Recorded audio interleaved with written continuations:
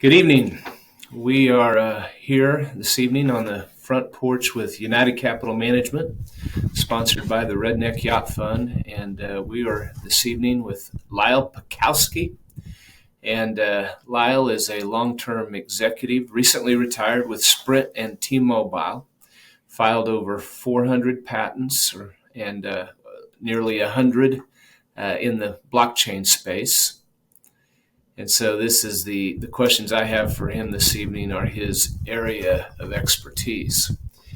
And, I kind of work really hard to read a lot and pay attention to what matters and encourage our clients not to get financial advice from the evening news. I just as soon avoid all of those news networks. But as we spend this evening together, we're watching the news throughout the evening with Hamas and Israel and a lot going on in the world. But we're here to talk specifically about Senate Bill 2669. And this bill is very frightening to me. It's sponsored by Democrat Senator Elizabeth Warren and Republican Senator Roger Marshall right here in Kansas. And Manchin and Graham are also attached to that bill, but kind of interesting. They're calling it a bipartisan bill. And some people might look at that and say, oh, glad they're working together. But I read this and I'm very concerned about their understanding of ledger technology and blockchain technology. And obviously, those four people do not know you, Lyle, correct? No, they don't. Probably Okay. a good thing, right, Chad? Yeah, I think the group needs to reach out to you or somebody with your expertise so they can understand this. I consider this I'll set this up for our audience and I'll let you elaborate. And I'm not concerned so much about this bill passing. What my concern is the lack of knowledge, apparently, that whoever drafted the bill and the angle they're going for, it just doesn't make sense at all. And maybe the best way to explain this to the audience is you can take anything that we use in business or transportation or anything and it have an evil purpose to it. But when we were visiting about it the other day, my example was, hey, cars are used for illegal and illicit activity, and we don't make them legal or illegal just because of that. And so Lyle's here to talk a little bit about the bill, and in my opinion, I think he will state that this evening. If most foreign countries and governments and economies surpass us swiftly if we have this kind of technology blocked. So I'm going to let you take it from here and give us some of your thoughts and observations on the bill. Certainly. Yeah, well, thank you for having me on this evening. Chad, it's a great pleasure to always speak with you. And of course, you're a person who thinks forward, and it's remarkable that you were able to track this particular bill down and study it. And there's some interesting things that the bill proposes, one of which I think is kind of an internal conflict of interest within the bill itself. The bill talks about cryptocurrencies, like things like Bitcoin and others. And I think I looked not so long ago, there's close to 115, probably more now, legitimate cryptocurrencies that have mainstream attention. So the cryptocurrency part was, I think, what the bill is trying to approach, and that is to stem or at least to stop the illicit flow of money by the bad people. It's well known that the North Koreans use hacking and cryptocurrency, stealing cryptocurrency as part of their gross national product. And I think that who the authors of this bill would have studied a bit more would have been to understand the difference between cryptocurrency, cybercurrency, and blockchain. And in the bill, they prominently talk about trying to ban blockchain technologies, which is kind of a distinct break away from what Bitcoin, what they're trying to do. Bitcoin actually is a fiat currency. It is, you're able to use it to trade money for things, for goods and services. Blockchain, on the other hand, is the underlying math that supports the algorithms that created Bitcoin. But blockchain is even more than that. Blockchain is a data structure.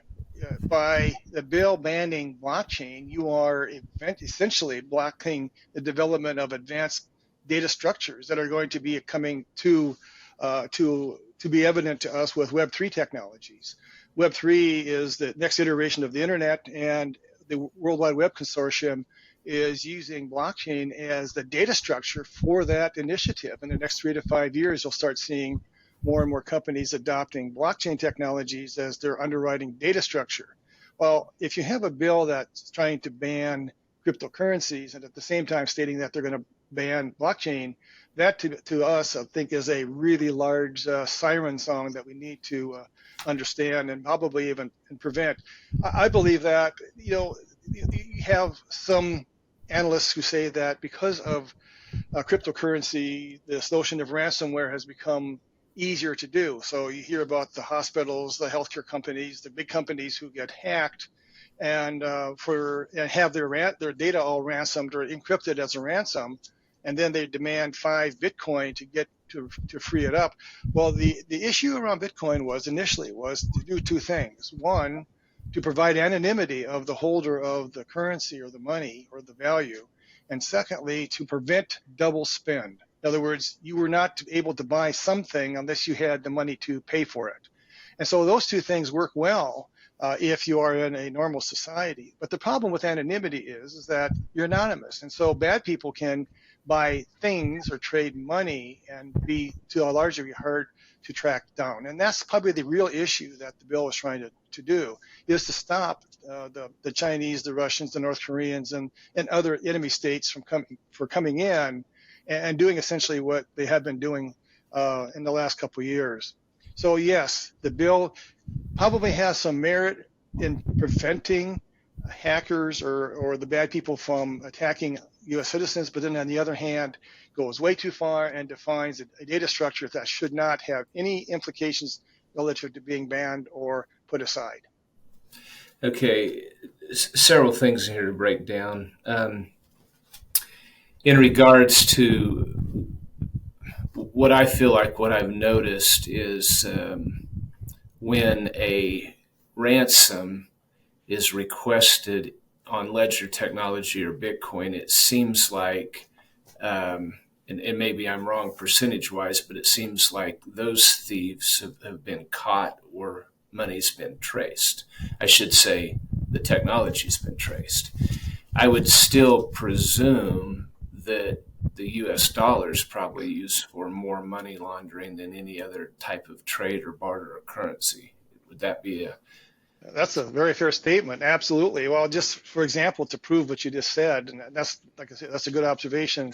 So just recently in the Wall Street Journal, an article was published around how Russia is using cryptocurrency to sidestep the sanctions, right, and smuggle arms. And so they're buying a lot of their resources to fight the Ukrainians, to impose themselves on the Ukrainians, buying Chinese goods and services, military goods and services. So they're using a cryptocurrency called Tether.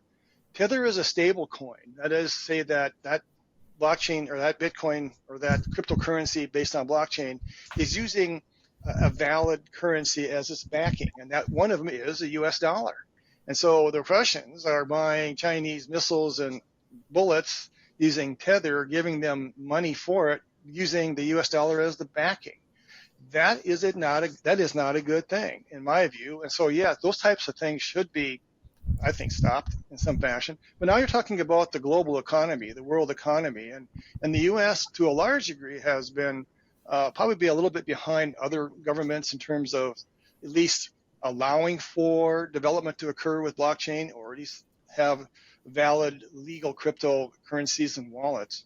And some countries, of course, aren't. I think it's interesting enough that in China, Bitcoin is, I believe, illegal, and yet they're accepting cryptocurrency as a form of payment for their guns and missiles. So I think that, cryptocurrencies that are stable, backed on a standard of dollars or euros as a stable coin are legitimate, and they should be allowed to propagate new businesses within the ecosystem. One of the big things that the government wants to know is really, if you think about it, there is nothing that is anonymous relative to the government. You have a social security number, when you're born, and you have that till you die, and then somebody uses it later on. The notion of anonymity is a real problem for government entities for tracking the bad guys. And so there are ways to not to allow for bank statements or crypto statements to be tracked. I mean, my bank statement at the bank is known. You can look me up. The teller can look me up. They know my social security number. They know my date of birth, where I live. And so those things should be allowed to propagate. Whereas in this case, this bill shuts them all down. There isn't, and I didn't see any leeway in the structure of that bill that gave any options for those developers or those banking systems or for those merchants to use cryptocurrency in a positive manner. Give the audience some. If this bill was put in force today, what are some of the businesses that would suffer? How would Americans suffer if this was just all of a sudden put into place? Well, it's a really good. That's a very good question, because all of us watch for the UPS driver to deliver that package on your doorstep. UPS is a company, first company in the nation that I've been able to determine, and I used to work with UPS quite a lot in my days with T-Mobile and Sprint. UPS is the first company to adopt blockchain technology known as IPFS, Interplanetary File System. That is to say that every package that UPS moves, and UPS is not really a delivery company, they're a logistics company that has massive, massive data structures. If blockchain technology were to be remedied invalid in the United States, they would cease to function because they're using blockchain technology as their data structure. As you move into Web3, the notion of tokenization, NFTs, companies are looking for methods to adopt using fungible NFTs, non-fungible tokens, as part of way that you track the use of electricity. And how do you pay for electricity? How do you barter for goods and services without having to exchange dollars? Now, one thing, Chad, that you kind of intimated on is that, yeah, so if I give you a dollar bill, there's a serial number on it, and the U.S. government knows the serial number, but that dollar bill that I give you is anonymous. So there is some notion that anonymity is already present in our currency system, but yet we cannot get to the point where using tracking methods for crypto can't be adopted such that the government has a satisfaction to know who the bad people are using the money for. Okay, let's break this down, and you correct me if you want to elaborate or clarify it for the audience. But to explain crypto, we tend to stay away from that word because it sounds like pixie dust, speculative, and I try to get the staff to reference layer 1 and layer 2 decentralized networks, and I've used the analogy, hey, clients, just picture the globe lit up with train tracks and electrified, and those cryptocurrencies transfer data faster, safer, and cheaper. So Web 1, being able to get on the internet and read only. Web 2, being able to read and write, creates the email system we have today, sort of the chassis that's somewhat dinosaur. So is it correct to say China and Russia students, North Korean students, from what I understand, they're the biggest threat to the U.S. data and financial and information, as they hack into these systems? These are systems that are vulnerable because of the way the data is stored and transferred on Web 2 systems. Would that be correct? Well, so on Web 2 systems, you're using linear data structures, and those structures were established at the very genesis of computing, all based on zeros and ones. They're linear, so you have a beginning, middle, and end of a structure. Every hard drive today still uses that same format, generally based on Windows, or Microsoft was really the creator of that method, that file system. But you asked a question. what companies would be damaged. And I think you're kind of running to that right now. The thing about decentralized data, and you're right about crypto, it sounds like cryptic, it's kind of hard to understand. And I get that. It happens to be a simple word that the media has adopted for it. But frankly, in my world of data that I worked on, my only concern was, how do I establish the notion of truth? And in blockchain, data is immutable. Once the data has been placed using blockchain math, that all the computers agree that this is the value, that this came from some place that was known, the application was known to be good and true, then that data is placed in the block. In other words, it's put into the data structure. From that point forward, that data is not able to be modified or changed. It only can be seen. And that really is an important distinction, because linear data structures today that we have, once you get into the data structure, you can modify the data any way that you want. It is not locked down. As opposed to that of blockchain, once the data has been gathered and has been sanitized by the math and placed in that file, it is not changeable. So now you have highly visible data that people can use in a decentralized manner and use it for the goodness of being able to trade. For, in other words, for things like logistics and supply chain and telemetry and those types of systems. Now everybody can take a look at the substrate of the data and make decisions upon it without the worry or fear that someone can get in there and actually make a change, either accidentally or on purpose, that upsets the apple cart. And so by changing how blockchain is used, by taking away that immutability, that would be a dangerous thing. But here's the crazy thing, Chad, is today the government has mandated that all silicon that comes to the United States has to be ratified and validated at its place of birth, the place of origin. And there is a system using blockchain, it's called Quorum, which is an Ethereum extraction that Intel has written under the guidance of the federal government that does just that. If you buy a Lenovo laptop today, you can go onto the website of Intel, type in the serial number, and it will go into the blockchain data structure, Quorum, and tell you where that substrate, that silicon was poured. It was Taiwan or South Korea or wherever. And if it was made in China, you would know it. Well, first of all, it couldn't come here. So if it was here and you found it that it was made in China, you now have a laptop that was stolen or imported without controls. That is a bad thing. And so we're already using blockchain technologies in the government to prevent the enemy from selling us, and using bad stuff on our network. But now they want to ban it, which is really, really upside down. Okay. Trying to oh man, we'll find out if my mother listens to this entire podcast by suggesting I at the end of this podcast, I want my mother to understand this. If she does, then we've been successful. Okay, so let's go back for a minute and talk about hackers and their success. What you've just said somewhat, and I want to get into this, but you used, I think, a hospital earlier, health data.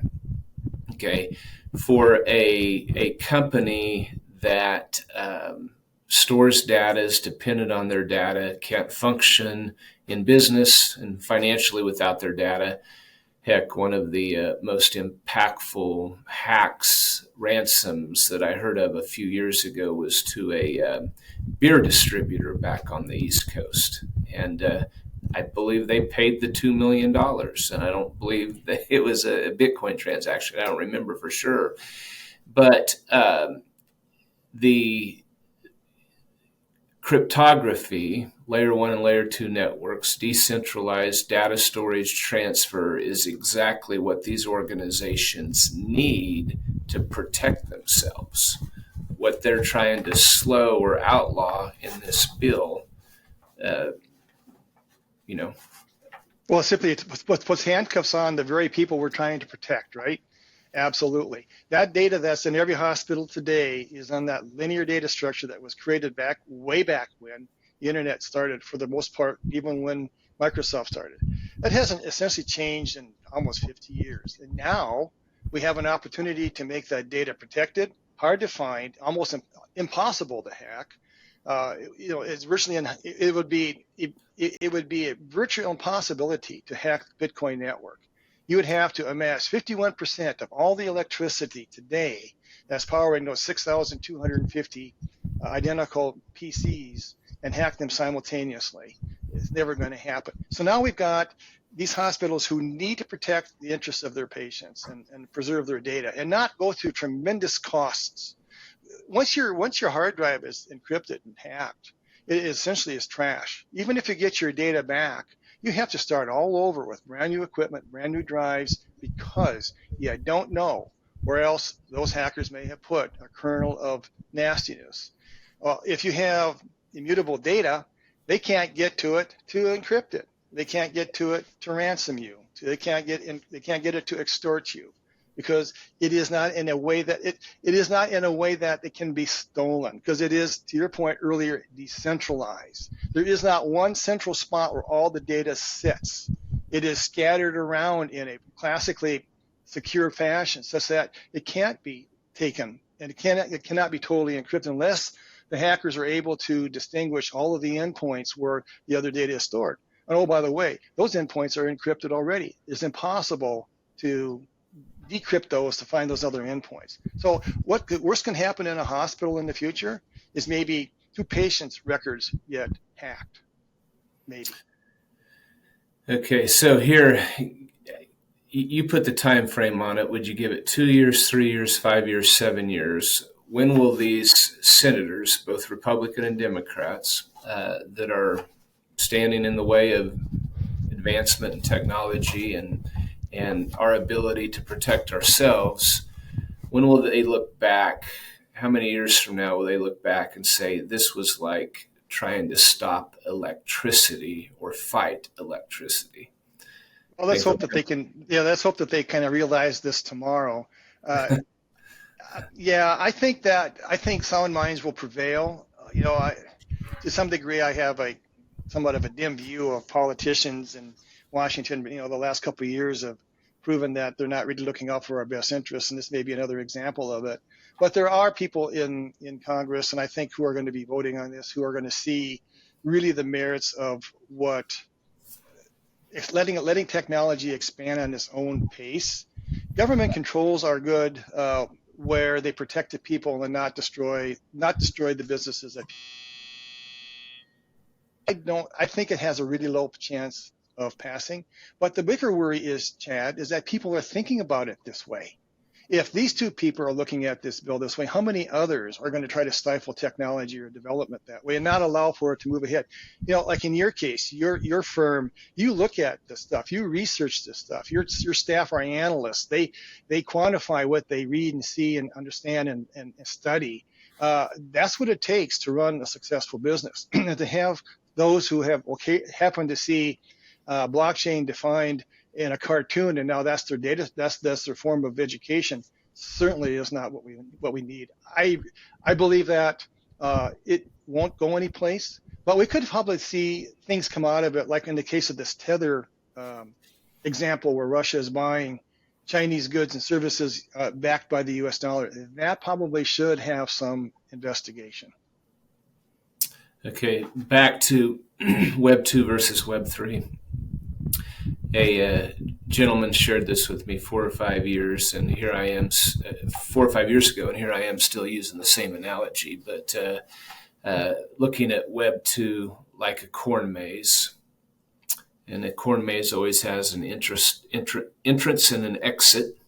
Okay, the more difficult they can make that corn maze, and the more firewalls they put and block, that's what protects the data in the corn maze. But the corn maze, Web 2 still always has an on-off button and an entrance and an exit. And those people that have the key to the data, they can, let's just put it this way, information can be intentionally hacked or unintentionally hacked to a degree.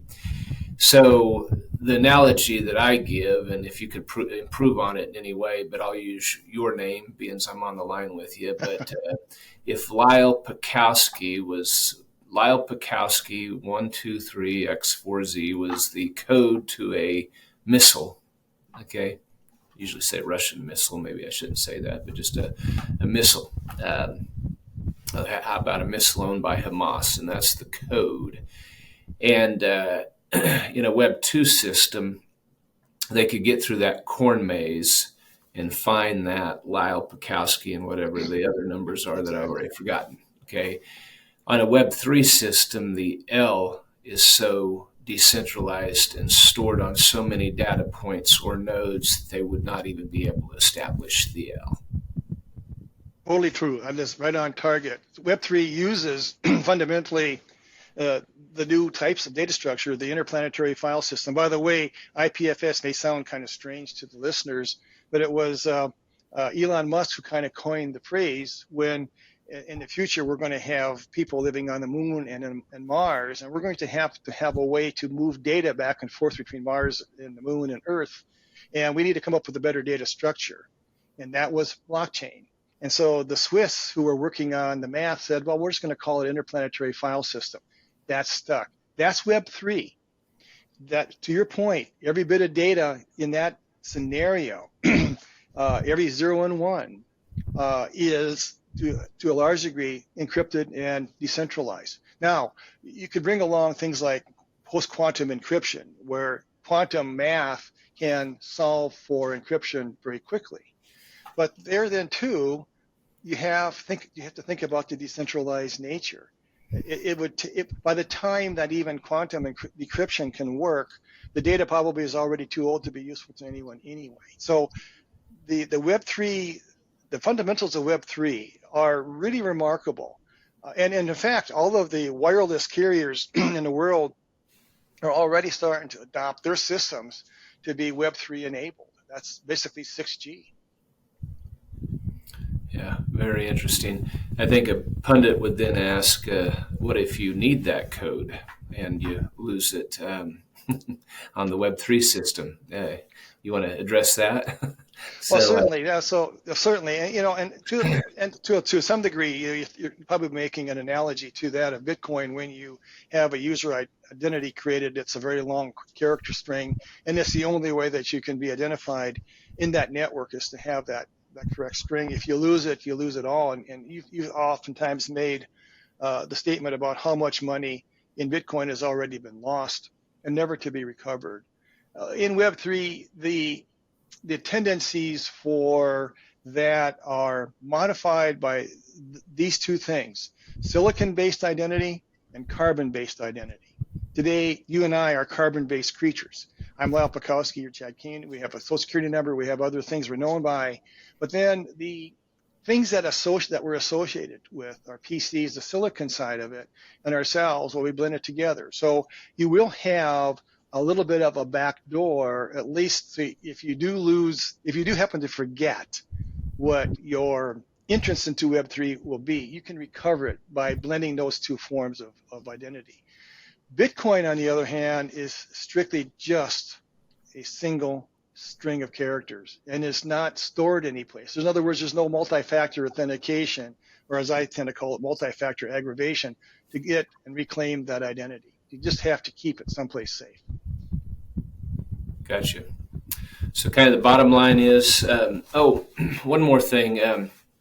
Let's talk about artificial intelligence or simulated intelligence, and as it relates to being dangerous if it's not stored correctly. And I wanted to bring that up earlier, and in regards to back to those foreign students hacking into the company, where has their ability gone to hack and steal information and data with the advancement of AI? Yeah, that's a really good question.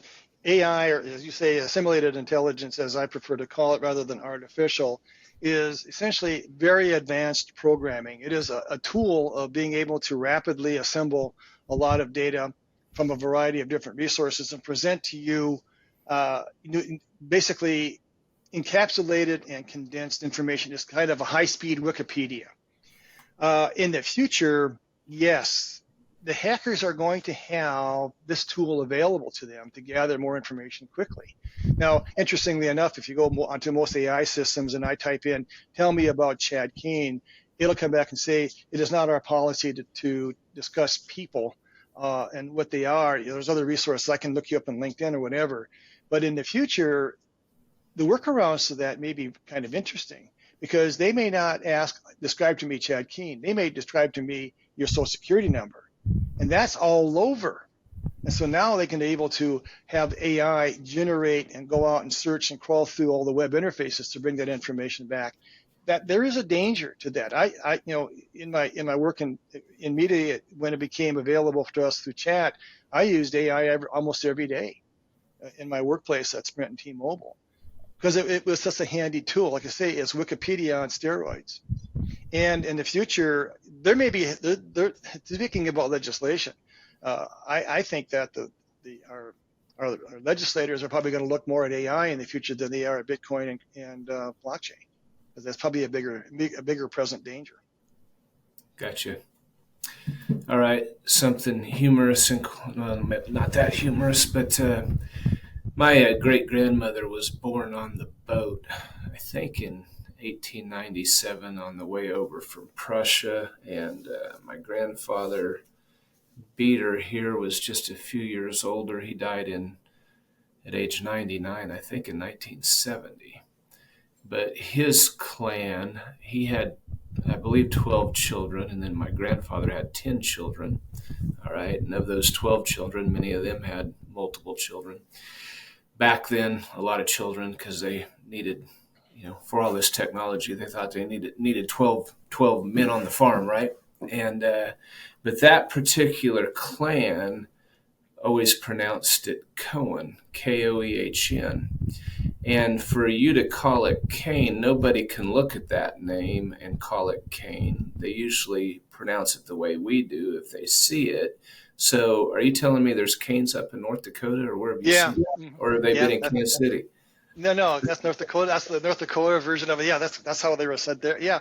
Well, of course, it's not an uncommon name. Paczkowski probably isn't very. No, there's probably 7,500 of us or more. I'm not sure. Yeah. There's a lot of us. Yeah. So are they Mennonite in that country, or like beards and black caps? Particularly along the east side of the Red River Valley in Minnesota. Mm-hmm. Oh, gotcha. They settled there. Yeah. Okay, gotcha.